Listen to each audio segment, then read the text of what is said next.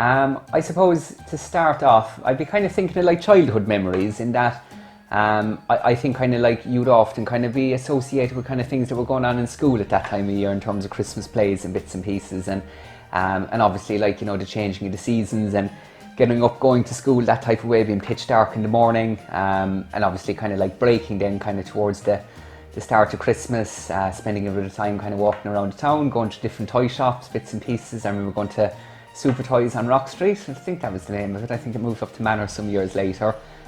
Jim Cable's obviously down Rock Street. It's not Rock Street, I'm just trying to think of it. Is it Main Street, isn't it? It's on.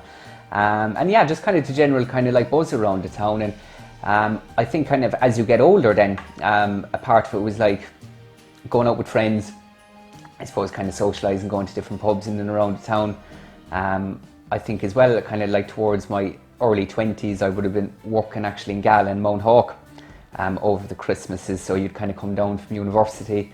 You'd be busy enough over the Christmas period in terms of you'd be working kind of Christmas Eve up until 7 or 8 o'clock and then Christmas Day off and maybe going back in then in Stephen's Day 10 or 11. So plenty of work actually towards kind of my early 20s, but you'd be glad of it nonetheless.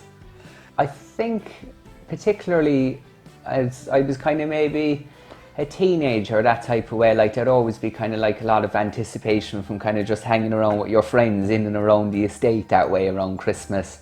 And often kind of like early Christmas morning you might see one another and you'd be talking about kind of what presents you got. I think kind of like as teenagers as well, you'd be mad on kind of getting new clothes in that type of way and kind of looking your best in and around Christmas.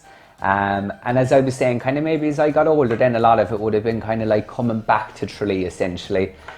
So you'd always be kind of, I always kind of thought you were seen to be kind of working against the clock in terms you were trying to get as much as you possibly could.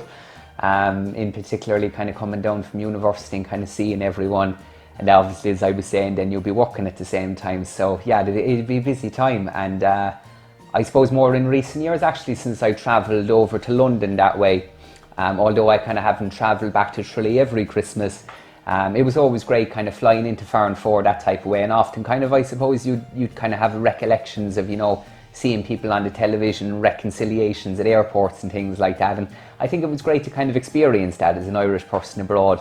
And it was great as well, particularly kind of, you know, with Farnford obviously it was only 15 minutes and you were back in the town that type of way, so it was great often that you could do the trip almost door to door here in about 4 hours that way. And yeah, I think kind of particularly as a person kind of living abroad and going back to Ireland, it's great to kind of just go back and appreciate kind of all the small things that potentially you don't necessarily kind of take for granted when you're there. And that, like in recent years when I've gone back, I used to always love, for instance, kind of taking a drive out to Banna, having a walk along the beach, heading out towards the Loch Gates, out towards Blennerville, just a kind of appreciation of the beauty of it as well, because I think kind of when you're living in a big urban environment here in London you often forget that, and it's those type of things certainly that you'd kind of like recollect from kind of your time particularly visiting at Christmas. I think it was over 700 days I think that I was away. I flew back into Dublin, I believe it was, I'm going to say it was October of 2019.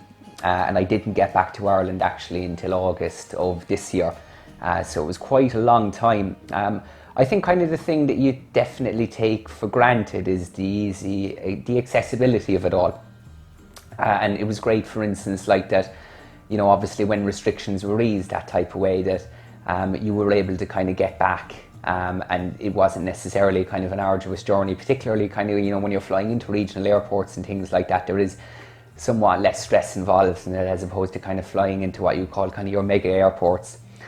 So yeah, certainly like I think it's just an appreciation as well kind of of places where you've come from, and you'd always kind of have a reminisce of you know, what these places mean to you, because I think if we kind of learned anything from COVID as well, particularly as kind of Irish people living abroad, it's the appreciation for kind of all the kind of facets of where we're from and the things that we appreciate, and often the things, for instance, that we certainly miss when we're away, and they're definitely things that over COVID would be certainly on your mind.